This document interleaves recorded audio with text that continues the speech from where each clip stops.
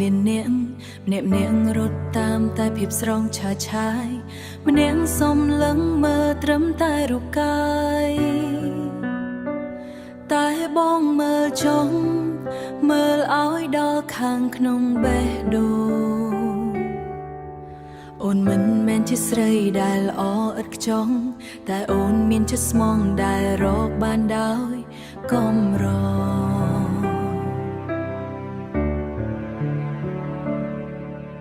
មានប្រាំងបនសាំងមិនមែនជាគោលដៅ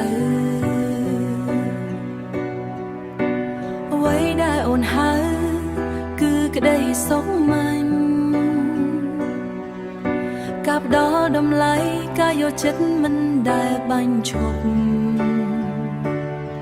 ទោះពិភពលោកប្រែប្រួលក៏អូននៅតែជាអូនជាមនុស្សស្រីម្នាក់ដែលហ៊ានលះបង់គ្រប់យ៉ាងដើម្បីស្នេហ៍ពិតព្រោះអូនជាមនុស្សស្រីដែលស្រឡាញ់ដោយបេះដូងមិនមែនស្រឡាញ់ត្រឹមតែភ្នែកមើលឃើញទោះបីជាអូនសាមញ្ញតែអូនមានតម្លៃដែលឡើយតែមិនបានបើបងបានជួបហើយសូមបងកុំបងអូនឲ្យសោកព្រោះមនុស្សស្រីដែលចេះអត់ធ្មត់និងស្មោះស្ម័គ្រនេះក្នុងមួយជា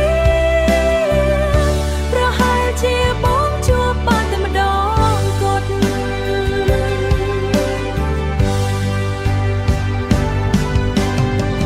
ព្រោះអូនជាមនុស្សស្រីដែលស្រឡាញ់ដោយបេះដូងទោះបីជាអូនសាមញ្ញតែអូនមានតម្លៃដែលឡើយតែមិនបាន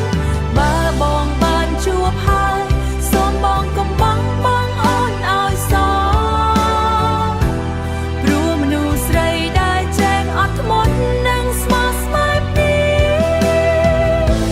ក្នុងមួយជាតិប្រហែលជាបងជួបបានតែម្ដងគត់